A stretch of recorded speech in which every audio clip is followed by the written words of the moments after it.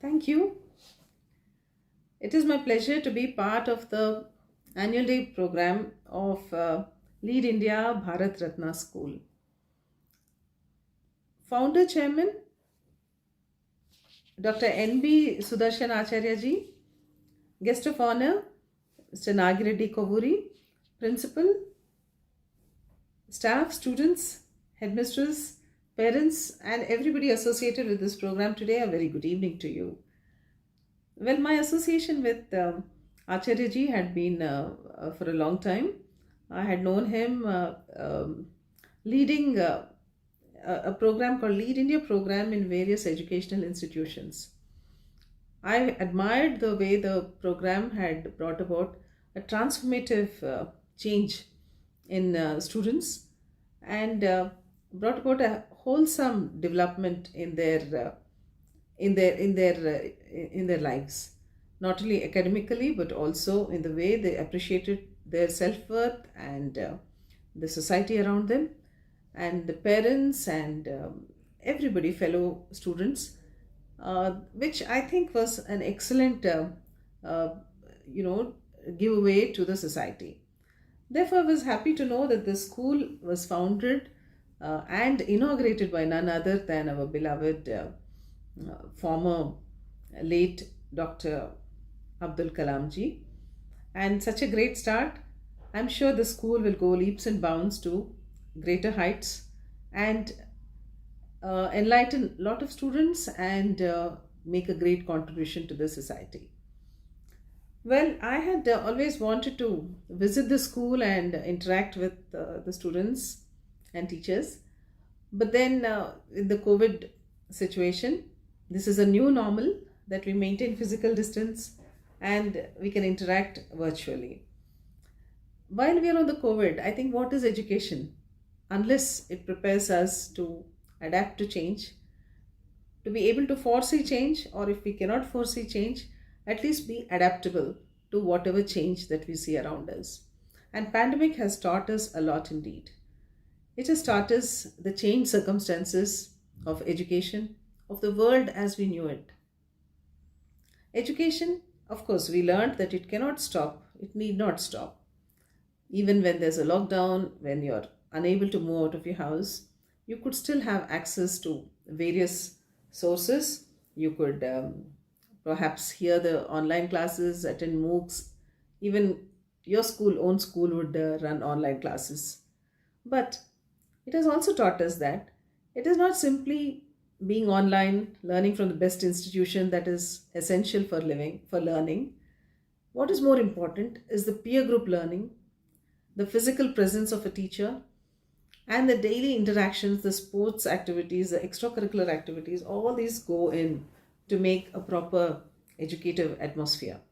This is what I think COVID has taught us. Further, we also know that interdependence is a lot more important than we actually realize. To be healthy, we need to be responsible. Everybody's responsibility or nature of being responsible protects the other's health. Similarly, we need a lot of interdependence of being helpful to others in order to see that we ourselves stay healthy. So these learnings from the COVID pandemic, we have to imbibe into our education. We have to first remember that health and survival are joined together, and we have to definitely teach our students, teach children about nutrition, better hygiene, and also about protecting themselves and others from various other diseases or changes or such catastrophes we may see in future. We do not know which more new viruses, superbugs, or cancers are lying in wait for us. So it is time for us to realize that certain responsibility towards nature, towards our own practices and discipline is very much necessary to protect ourselves in future. This must go into the education that we are receiving today.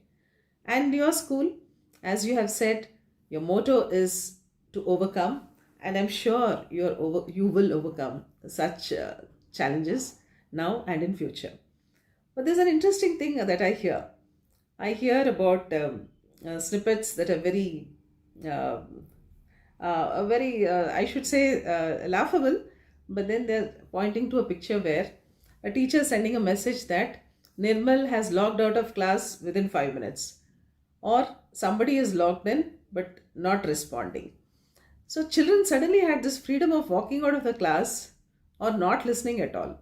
And the biggest challenge for everybody is now to see that we get them back into the rigor of attentiveness, of the discipline of a conventional school. This is not as easy as it may seem. So teachers and parents have to work together on this. And so will the children have to do. Because a lot of them would have lost out on the fundamentals, lost out on the uh, very curriculum oriented attitudes. So these have to be instilled once again. And I'm sure it is a problem that one has to address. And teachers and parents will have to work together on this. The next thing that strikes me is that education, as we have always thought loftily, is about developing a personality. It is about making a person wholesome and really changing a person's views, um, outlook towards the world, and how he turns out as a good citizen and a human being. But practically, while all that is true about education, practically we are equating education with a career. And parents also maybe cannot be found fault, but then there's a lot of pressure on parents as well and on students to get into the greatest institutions, or where only 2% of the students probably can make it, whether the IITs or the medical schools or the civil services, or now the latest is, of course, the computer oriented IT jobs and so on.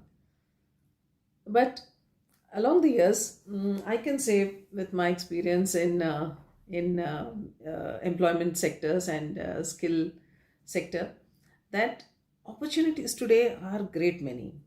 The really very very diverse kind of opportunities today. I must say, I have seen postgraduates attending examinations to be employed as attenders in offices, and I've seen intermediate boys completing a culinary course and going abroad to work as a chef. We as a society are definitely, we have a bias against physical labor, but today the kind of options that are there before the youth today, these are something that parents also, I think, must have in mind. We could have never imagined that dance or sports or photography or cooking, these would have brought us good respectable jobs at one time, or livelihood or a career. But today it is possible. It is possible that there are a burgeoning of a number of spheres of occupations, and with a degree of respect. And unless we start respecting all these occupations and the myriad opportunities that are there, we will continue to goad our children only for IT jobs or a few jobs that we have in our bucket list. So this change is happening all around.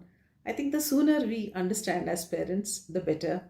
And it is better to tap out those opportunities that are waiting for the youth of today. It's very difficult, but then I think it is time that we see various other opportunities that are there. But having said that, I must give a piece of advice to the students. Well, it is not an easy option that you're being advised. You should not take sports because it is easy for you, or because you're not inclined to put in more working hours to study physics or chemistry. It's not like that. The basic education will have all these tough subjects as you think, and you have to excel at them, because our duty is to study at this point of time. The next thing is that students must have a big goal, a bigger goal, a goal which will make you realize your full potential. If you settle for a lesser goal, you will never know your good potential, your full potential. So it's always better, whichever the goal may be, even if it is dancing, whatever it may be, it has to be exceedingly good. and related to academics, and it should lead to a good certificate or a good course. It is not as if you're pursuing something just like that, a fleeting hobby. No, education involves taking something very seriously and getting the best degree for it. It could be, you have many options, of course. And one more advice I have for students is this: have a big goal, but then practice that you have smaller goals every day. And every day you must try to achieve these smaller goals. They can be very simple. It can be like studying 1 hour, or exercising for 1 hour, or going for a special class for 1 hour, or following your hobby in a very strict, serious manner for 1 hour, and maybe completing your homework on time, waking up in the morning, whatever, or shutting down your devices, all your electronic devices, your mobiles, not using them for more than half an hour, not being addicted to the TV for more than 1 hour in a day, things like that. These are the smaller goals.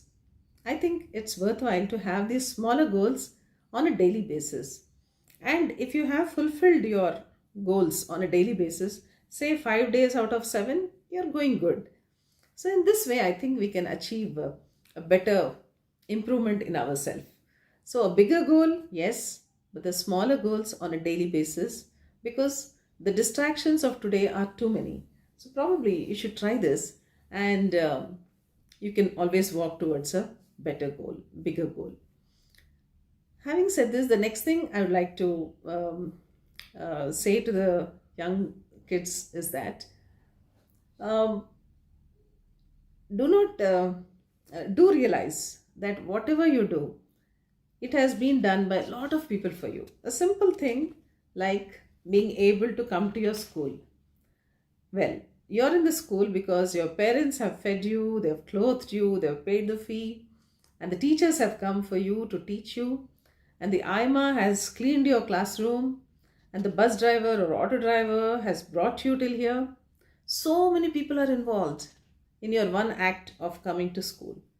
Please respect that. By respect, I mean being grateful for the work that they are doing for you. This is the only way in which we will remember that whatever our gain or whatever we are able to achieve, it is only because of many others.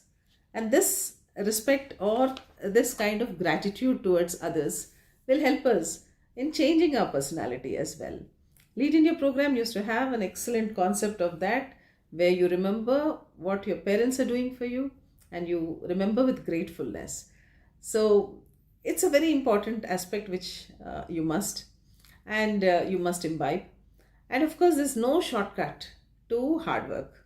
No matter what anyone says, you must learn that habit of doing well and doing well on time. There are two things that will keep you in good stead, which is enjoying hard work. It's that small goal every day that you can give yourself and you must achieve it. So, doing hard work and also doing it according to the timelines. If these two things can be achieved, you're set for the world outside. And finally, I think the teachers are have one profession which is something which is enviable and very enviable.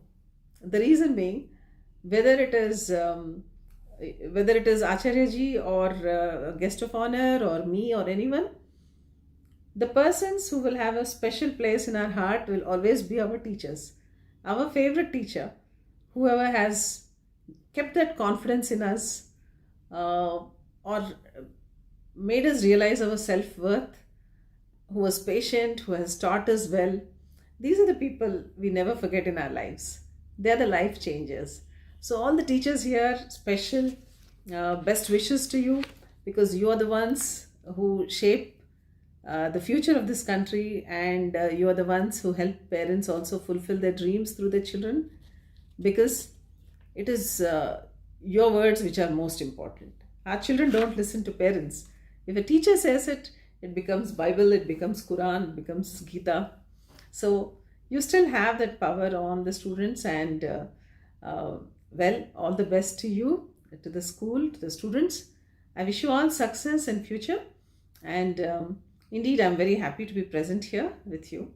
I look forward to meeting you sometime later. in future. Thank you and all the best to each one.